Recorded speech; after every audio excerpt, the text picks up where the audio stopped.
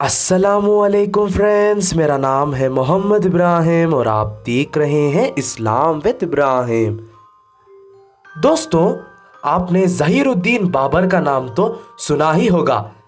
इतिहास के पन्नों में बाबर मुग़लिया सल्तनत के एक अज़ीमुश्शान बादशाह कहलाते हैं, और अगर अचानक से एक अज़ीमुश्शान बादशाह की मौत हो जाए तो वो और भी अजीज़ और हैरान कर देने वाली बात बन जाती है।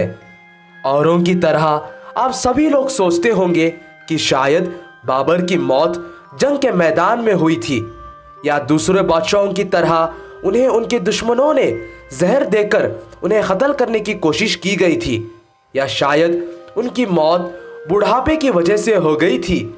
ऐसे और भी कई किस्से हैं, लेकिन बाबर की मौत का राज आज तक कोई नहीं बता सका कि उनकी मौत आखिर कैसे हुई। इतिहास के पन्नों में हुमायूं की बहन गुलबदन बेगम फरमाती हैं कि एक वक्त बाबर की औलाद हुमायूं बहुत बीमार हो चुके थे, और इतने बीमार हो चुके थे कि सारे हकीमों ने कह दिया था कि हुमायूं का बच पाना लगभग नामुमकिन है।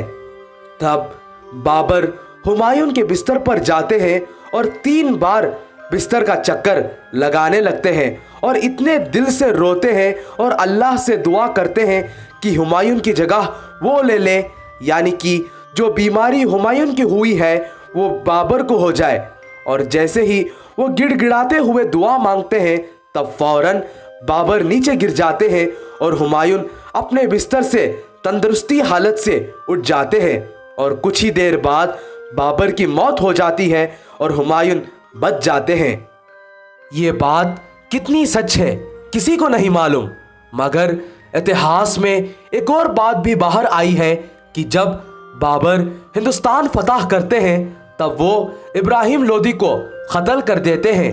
तब उन्हें इब्राहिम लोदी की माँ दिलावर बेगम मिलती है। तब बाबर उन्हें इज्जत और शान से उन्हें अपनी महल में अपनी माँ की तरह रख लेते हैं और अपनी हुकूमत चलाते रहते हैं कि एक दिन इब्राहिम लोदी की माँ दिलावर बेगम बाबर को जहर दे देती है और इस वजह से उनकी मौत हो जाती है। क्या सच है क्या झूठ है, ये आज तक किसी को नहीं मालूम है। जो भी हो, बाबर हिंदुस्तान के एक अजीमुश्शान बादशाह थे, और उनका लक़ब हमें सिर्फ उनके इतिहास को देखकर ही मालूम होता है।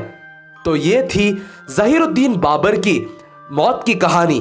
उम्मीद है आप सब लोगों को ये पसंद आई होगी। इंशाअल्लाह एक और नया किस्सा या वाक़या के साथ आपसे मुलाकात करेंगे। तब तक के लिए इजाज़त दीजिए। खुदा हाफिज़।